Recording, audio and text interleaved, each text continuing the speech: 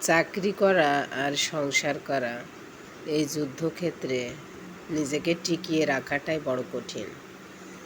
যখন একজন মা অসুস্থ হয়ে পড়ে, গোটা পরিবারটাই যেন অসুস্থ থাকে। দুইটা বাচ্চা সামলিয়ে চাকরি করা, একটা সংসারের সমস্ত কাজ মেইনটেইন করে দিন যাপন করা খুবই কঠিন। এমনও রাত কেটে যায়, সারা রাত বাচ্চার যন্ত্রণা সহ্য করে সকালে উঠে অফিস করতে হয়।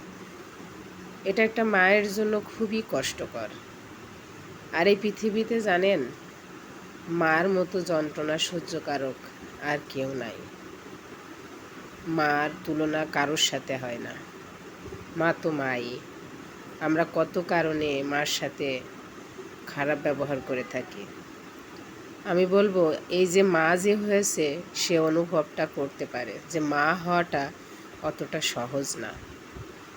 মা যতটুকু স্যাক্রিফাইস করে পৃথিবীর কোথাও আপনি পাবেন না। তাই মা সবার থেকে আলাদা, মা শ্রেষ্ঠ। দেখুন বিকালের আবহাওয়া, আমের সিজন তো, চারিপাশে যেখানেই তাকাবো শুধু আম। দেখতেও খুব চমৎকার লাগে। এই আমগুলো বারবার দেখি, প্রতিদিন দেখি, খুব পরিচিত হয়ে গেছে। একটি আম ঝরে গেলে খুব কষ্ট অনুভূতি হয়, মনে হয় কেন এ বড় হতে পারলো না, ঝরে গেল। এটা একটা পুরানো বাসা, ছাদে খুবই পুরানো। এই গোলাপ গাছটি লাগিয়েছি কিছুদিন যাবৎ।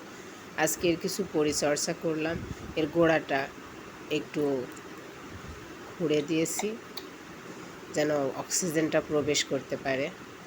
গাছের চেহারাটাও বেশ পরিবর্তন হয়েছে। আর এই ফাঁকে রান্নাটাও বসিয়ে দিলাম। আজকের আয়োজন করলা ভাজি। করলা অনেকেই পছন্দ করে না তিতার কারণে, কিন্তু আমার কাছে বেশ চমৎকার লাগে।